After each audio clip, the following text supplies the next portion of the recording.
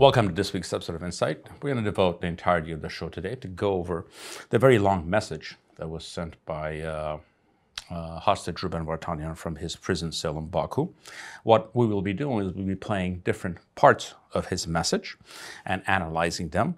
In fact, outside of that, I would encourage all of you to actually go listen to the entirety of it because I think it's actually a remarkable statement. It's very hard to listen to it without concluding that this could very well be his last message or his will and testament, and this is done for posterity's sake. What we do know and what he says is that this was actually recorded on March 5th, which is about 2 weeks into the hunger strike. I have chosen this path for myself. Our fate is predestined by God, but we are the ones who choose the road we take. Even when we refuse to make a choice, then inevitably someone else will make it for us.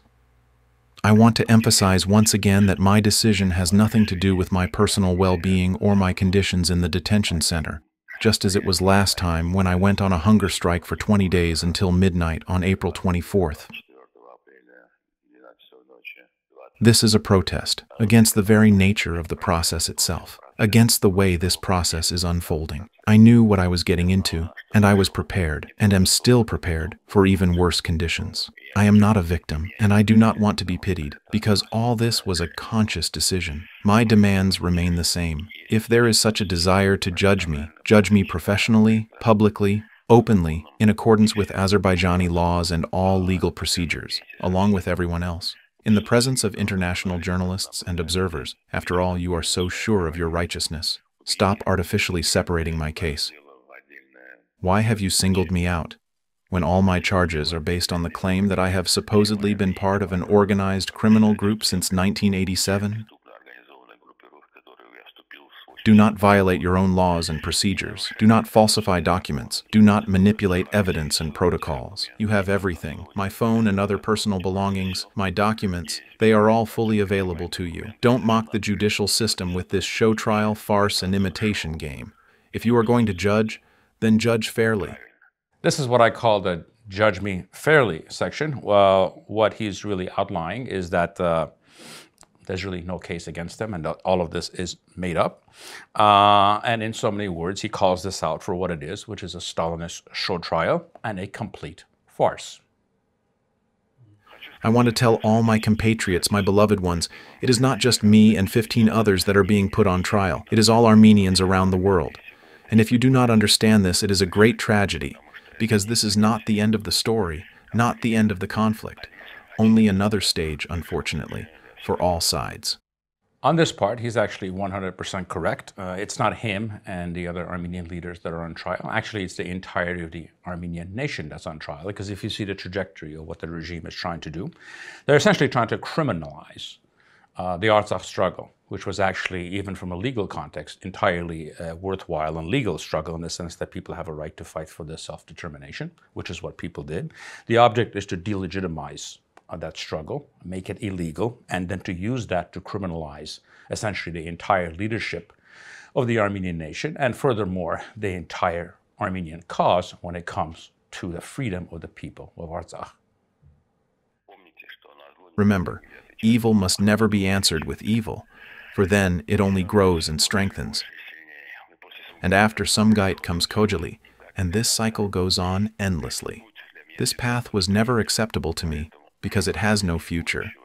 It is a dead end with, unfortunately, no good way out. I also want to thank many Azerbaijanis whom I have encountered here for staying true to basic human values, even though they see me as an enemy and have their own grievances and mistrust. Despite what they may feel, a lot of them have shown their humanity towards me. And as for those who did not, I genuinely feel sorry for them and forgive them, just as I forgive the Armenians who behave the same way toward me and my family in Armenia. This part of Ruben's statement is actually, in many ways, the most remarkable, most human part of it, in which he actually addresses both nations, both the Armenian and Azeri ones, and essentially asks people to cut, that what we need to do is to cut this chain of hatred. And he does so in as far as going to recognize the humanity of his Azeri captors, or people who actually watch him in prison. I am glad that I can serve my people and the principles that I consider to be of greater importance, not only for our nation, but for all of humanity. And finally, I want to say that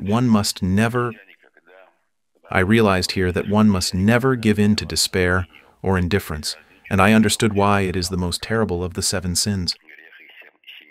I used to think it was pride or envy, but despair means that the divine spark within you has gone out, that you have stopped believing in anything, that you have simply raised your hands and given up. Never. I urge you. I would like us to never lose faith in everything and never give in to despair. Please. This is the foundation of our future, and that is why I love you all and deeply appreciate the chance that I have been given. I will do everything I can and will continue to do so. I love you all. I am sure that everything will be all right. I have always been and will be with you. I am a person who wants to live, who wants to love, and who wants to continue his work. But I believe that what I am doing is the right thing, because it is the only way to awaken you from the indifference in which you find yourselves. Everything will be all right. People of Artsakh and Armenians, we are all together as one. We will overcome everything. I love you, respect you, and I am certain that despite all the difficulties ahead, we will persevere. In this part, I would call it Ruben's indifference message. In so many words, he's calling out the indifference in our culture and the apathy that we have towards struggling for what is right. This stretches from our poor and mediocre leaders to our dishonorable society as a whole. He is in essence saying that I will not be a part of this, and I'm willing to set another example.